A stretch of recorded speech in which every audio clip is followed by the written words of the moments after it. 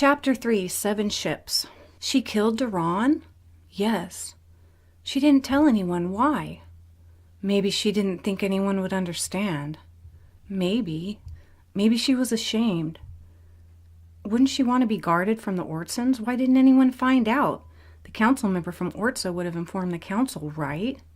Unless he was covering it up. Why wouldn't Ortsa attack us and retaliate? I don't know. We must give this to the council, Zach. I know. It is our duty to tell them, even if it means betraying your mother. Nothing has happened all this time. Maybe we should keep it to ourselves. She's not evil. She loved Duran very much. He had a dark plan which he put a stop to. Why must her secret rest on us? Why didn't she just tell them? I don't know. It puts us in a difficult spot, especially you, and it's my fault for reading it to you. I'm sorry. Don't be, it's all right. I'm supposed to go to Elkstaff in a couple days for a festival. Will you be going? Yes, my father and I both. Let's sit on it a few days and decide before I'm to go home. That's a good plan. I have to get you back to Garrett's. It's only a couple hours until dawn. Zach, why don't you live in Josephera? You're one of us. Why the hell would I want to? Good point. I can't. I have many duties. Even if I didn't, I wouldn't care to. You must stay there. It's safe for you. But shall you visit me? Perhaps, Cheyenne, if I can. Zach led Cheyenne to the crossroads and kissed her on the cheek. She smiled and turned down the road. He watched her until he couldn't see her anymore, and then he went in for the night. The next morning, Garrett gave a curious look to the tri-breed. You met Zach, I assume. Cheyenne almost choked on her food, then looked down at her lap. Yes, Guardian, I'm sorry. Call me Garrett. It's all right. I figured you two would meet. He lives close, well, when he's not at sea, that is. Cheyenne kept quiet, hoping Garrett didn't know anything else. He didn't seem to. They packed a couple bags and met up with Nezha, Zach, and 2 small fairies, Isidore and Junie. They all flew together with Nezha in front and Garrett in the rear. When they landed, 3 young men met them. Greetings! Welcome to Elkstaff, land of all creatures, the youngest of the 3 announced. I am Jake Falconberry, and this is my brother Evan. He was taller than Jake, tall and thin with a dark complexion. Jake was shorter with a fair complexion. He had his father's elven ears, in which Evan had none. Jake was not as serious as his older brother. Zane was dark-skinned, with beautiful large eyes that made you feel as if he knew more about you than you did. They named you after the king of old? Yes, it's embarrassing. They were introduced to Jack and Nemi and sat down together at a large table to eat. Cheyenne was impressed at how many different creatures sat at this table. Humans, elves, feathers, and drakens. They ate, talked, and laughed together. She felt more at home in Elkstaff than she ever did in Josephera. She wished there were more creatures in her home above. Right here she felt she belonged. After the meal there was wine, music, and dancing. Evan was making his way to Cheyenne, but then Jake jumped in front of him with a smile. Never mind him. He's first to the throne. I'm first to dance. Cheyenne just grinned and followed the happy Jake. He wasn't much of a dancer, but his never-ending conversation made her laugh. Evan rolled his eyes. He was used to Jake getting or making all of the attention. He sighed and sat down next to Zach. Curious to Evan was this little fairy Junie who followed this Josepharian around. She sat on his shoulder with her chin in her palms, like she too was waiting for a dance. So you want to dance too? Yep, Zach answered quickly. Do you know her well? Is there something with you two? I don't really know her well. She's remarkable, but she feels captive in her homeland. How so? She likes it here. Good luck to you. Good luck to you. They shook hands, and when the dance ended, Jacob brought her to his brother. Cheyenne wanted to dance with her familiar, but instead just went with the flow. Evan was graceful and proper. I wish you could visit here more often. You seem pretty happy. Yeah, I am. Well, try to make some time to come back here. Your mother trusts Jen and Kai and the rest of us to protect you. I don't see why not. There was a long pause until Evan spoke again. You found a book you weren't supposed to find. What? You found a book you weren't supposed to find. What do you know? Are you playing a game with me? So you did, Evan chuckled. Don't worry, I won't tell anyone. Do not dig inside my mind, wizard. I know your parents and your powers, but my secrets are not your business. You offend me, so you do. Maybe others would be offended if they knew you knew their secrets. Cheyenne turned red, bowed, and swept away from him. Even though Evan fancied her, he didn't worry about how he had frustrated her. He smiled a half smile and then went to find his friends in the crowd. Come here, Cheyenne urgently whispered to Zach. I need to talk to you. Then let's dance. Junie smiled and flew farther off to watch. The human prince knows about the book. He pulled it out of my mind. I'm scared. We must destroy it. We need to give it to the council to stop a potential war. We're going to get in trouble, Zach. I don't want this burden. Let's destroy it tonight. Promise me. Fine. We'll meet tonight. Don't be scared. She kissed his cheek, smiled, and put her forehead on his shoulder. He read her and liked it. Thank you. In the dark corner, he watched them silently, just another shade within the shadows. He knew not all was what it seemed to be. He did not dance or drink that night. He knew something wasn't right, and there was a storm brewing. It involved a book, the owl, and the girl. When they returned to Fairy Island, they met again that night. By the shore, and they burned the book with the sliver moon on it until there was nothing left but ashes. Cheyenne held Zach, and he put his arm around her. It's over. It's done. When Zach fell asleep, he had a dream that Cheyenne threw herself off of the cliffs onto the jagged rocks. Zach screamed himself awake and flew in his nightclothes until he was by the shore. There was somebody waiting for him. When he reached him, he stopped abruptly as he saw a tall figure. It was not Cheyenne. Zachary, what have you done? Where's the book? We destroyed it. Do you have any idea what you've done? I'm sorry. I didn't reveal it to you. I'm sorry, Father. I shared it with her. Duran is dead by Trillium's hand. No, Duran was just here, and Cheyenne is missing. Phariseph of Josephera. Trillium Josephera, child of harmony. The door to the temple appeared, and both went inside silently. The entire council sat before them wearing confused and disappointed faces. It's nice to see you again, Trillium, Neja flatly commented. Before Trillium could sit down, Neja waved his finger at her. She stopped in mid-step. You sit, Phariseph. Trillium, why don't you tell us why Duran would steal your daughter like this, and what was in that book that my irresponsible son would destroy it? We are all very curious, Trillium. She approached with tears in her eyes and began to speak. I'm sorry for not telling you before this. I have been ashamed of what I have or haven't done. I had no choice, for he had evil in his heart. He hypnotized me and Claire Ann when we went through the Grove of Souls. All I remember was a message the spirits told me. They said, beware of the man. I thought this to be a Josepherian we met in Claire Ann. I was wrong. I believe the message was beware of his plan. Duran's plan. He told me that he needed my light, my power. He believed that with my power added to his, that he would be able to find the scepter. He knows of the scepter of Zane? Yes, he lusts for it, and he's still looking for it. I pushed him off the balcony, and I believed he died. There's no way anyone would live after falling that far. I ran out in a panic. I never once wished to see his dead body on the rocks. I thought the member from Orzo was hiding the truth. I never made a deal with him. He complies that Duran rules Orzo, but Duran himself has never showed. No war or retaliations have come to us. I believed my secret to be safe, though why an Orson would cover for me was beyond my understanding. Forgive me for my secrecy and my betrayal of the council. You should have told us right away upon your return. He could have easily come back for revenge. Why he hasn't until now is a mystery. Or if the Ortsons had found out, they would have come to attack us. You got lucky, though you acted foolishly. I believe you had right to kill him. We understand your reasons. Anything having to do with the scepter is a very serious matter. Duran is very powerful and more eligible than anyone else to find the scepter. Now he has the best bargaining tool to draw you out to him, your daughter.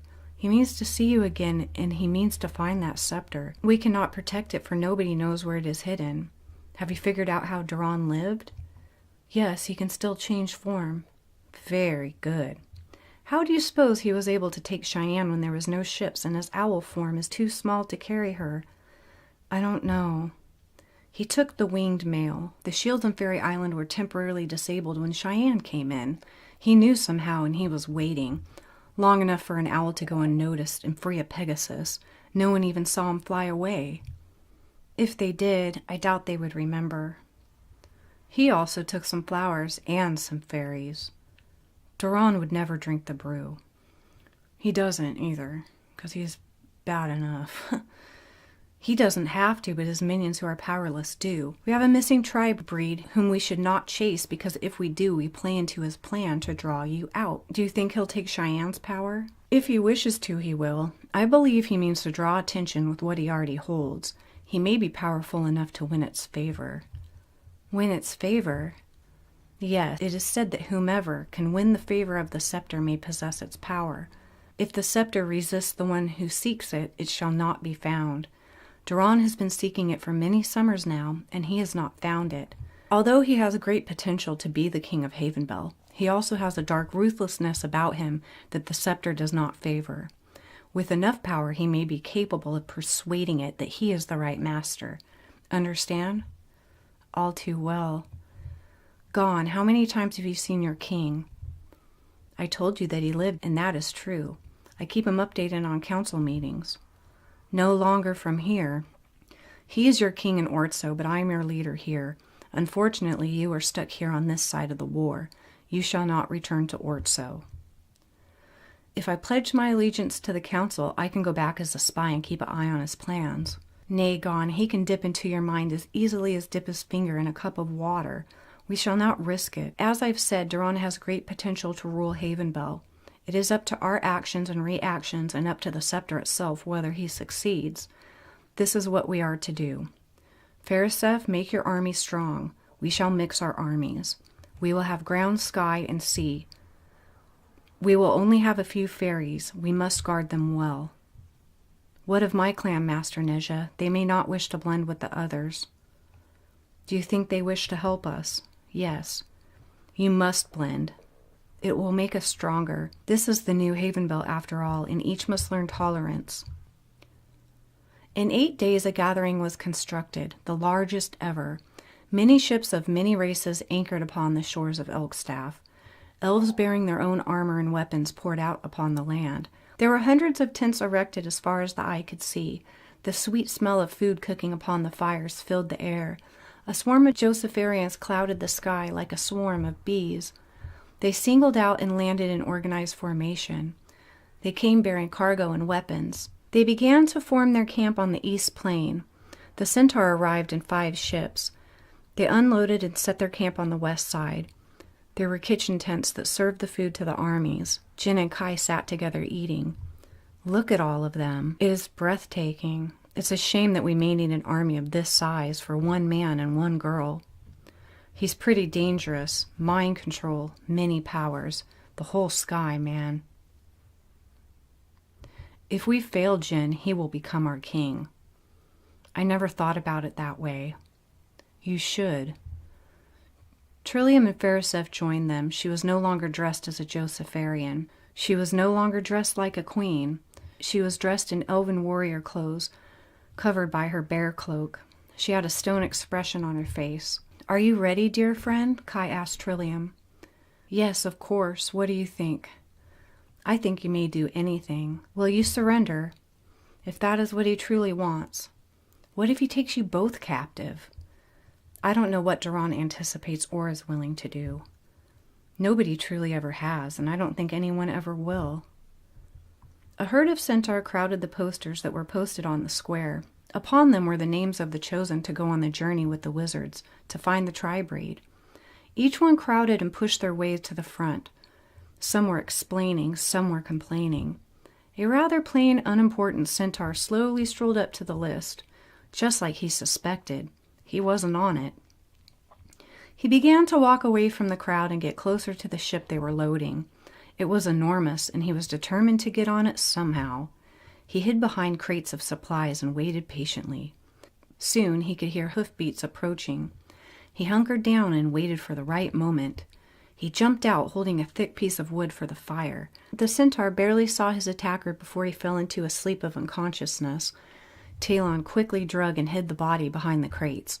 He knew he only had a moment to do this right. While the others had been so preoccupied by the list, Talon had secretly acted like he was selected. He pulled out his armor, weapons, and put them in a plain box that he stacked near the back of the pile. He had marked it with a very small check mark. He quickly took the apparel of the soldier and found his box and carried it onto the ship. In the cargo room there were 2 other soldiers inside, but they paid no attention as he made his way to the back. He waited until he heard them both leave. He went to the deck above to the roaring noise of excited soldiers, most of whom had never left Clarion or ever seen a creature of another race. Ale was being passed around. He took one and found a dark corner to hunker down in. He hoped no one would notice him or call him on his stowaway, at least not before they took to sea. By then it would be too late to boot him off. He hoped anyway. Inside he burned with the knowledge that he must share with the Outlanders. All he wanted was to meet a wizard firsthand. He wanted to meet his goal, even if he died in the process. Cheyenne gazed across the Adrella Sea and watched the sun glisten off of the water. The waves would swell and descend like a lulling lullaby. There was nothing calm about the situation, other than the ocean itself. Cheyenne rested behind Duran upon one of the winged horses he had stolen from Fairy Island. Her wings were tied, and she was unable to move or jump off into the sea where she could transform. She wondered if he intended to harm her. She was scared and uncertain. "Only your eyes and ears resemble your mother's. It's unfortunate that you look like your father." Such a jerk. "You're that upset she did not love you? Her love for him could not be broken, not even by a sorcerer." "I would watch your remarks, prisoner. You don't have a clue what will happen to you." "They will find you, and you will have to face them all." "Oh, I hope they do. That would be nice, darling, but they shall never find you." Jake belched and leaned back on the bench with his hand on his stomach. "Jake, have some manners." "Manners are your duty, brother." "No, leadership is mine. Royalty is yours as well, so act your status, please." "Father was too lenient on you in your quest for rebellion." Jake made a goofy face at Evan. "Exactly." "What do you suppose is going to happen?" Zane, son of Kai, asked Zack. "We will be split up upon different ships, all go different directions. We either must find her or draw him out. Do you think this war will be longer than the one my father and your father fought against the Dark Ones?" "It already is." Neja strolled slowly upon the stage. His stance was upright and serious. He approached a funnel-shaped object very much like the one Trillium used in the Adrella Sea. "Attention, all creatures. I am Neja, leader of the Wizards of Havenbell. Thank you for uniting here with us in Elkstaff and for leaving your homes and families in order to help our mission. We would not have called you all here unless it was absolutely necessary. Cheyenne Josephera has been taken by Duran Alasius, the king of Ortso. We must find them both. Though killing this king may cause a war with the Ortsons, it's better than our alternative, which is to be ruled by him. He has taken the royal tri-breed and has started a war against us. Be warned, for this man who at one time saved us from his own brother and fought against Trimidoc is not all what he seems. He is a powerful sorcerer. Because of his depth, we shall send a wizard of the council aboard each ship. If Duran is found, we approach him timidly and alert the highest of powers so that they shall deal with him. He is also capable of shape-shifting into an owl form. We believe he can do this at will. Please know that he is weakest in his owl form and you must kill him. We cannot risk letting him go. We have 7 ships. We shall split up and explore each land. Our armies will be joined. 50 Centaur, 50 Elves, 50 Josepharians, and 50 Adrella following each ship. We will have no Draken or Aztrak army. They will not leave their land, but we shall look over theirs. I'd advise you all to be courteous to them. Any poor behavior will make us closer enemies. We are at war with the Ortsons already and do not need another. Trillium will go to Aztrak. She is the only one who can enter their city. Our ships are loaded and ready. These are the crews I have chosen, but before I announce the list, I need the armies to gather with your races and be counted off so that we may divide you.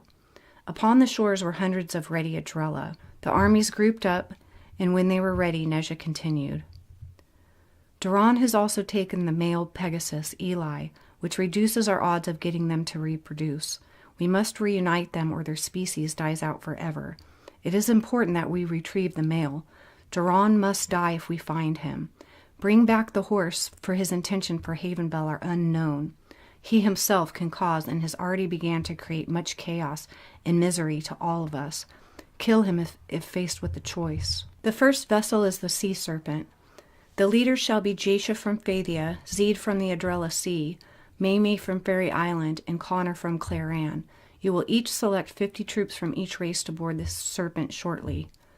The next vessel is High Tide. Phariseph Josephera, Trillium from Josephera, Felice of the Adrella, Summer from Fairy Island, and Alan from Claran. Trillium smiled and nudged Phariseph. That's the Birdman. What Birdman? You'll see he brought some too. She pointed at Alan, who carried 3 different cages of birds. You will select your 50 as well. They began to divide. Neja continued. The next vessel is the Sundown. Jen and Kai from Elkstaff, Ayumi from Phthia, Seth from the Adrella, Gon from Orzo, and Garrett from Fairy Island. The fourth vessel, the Solstice.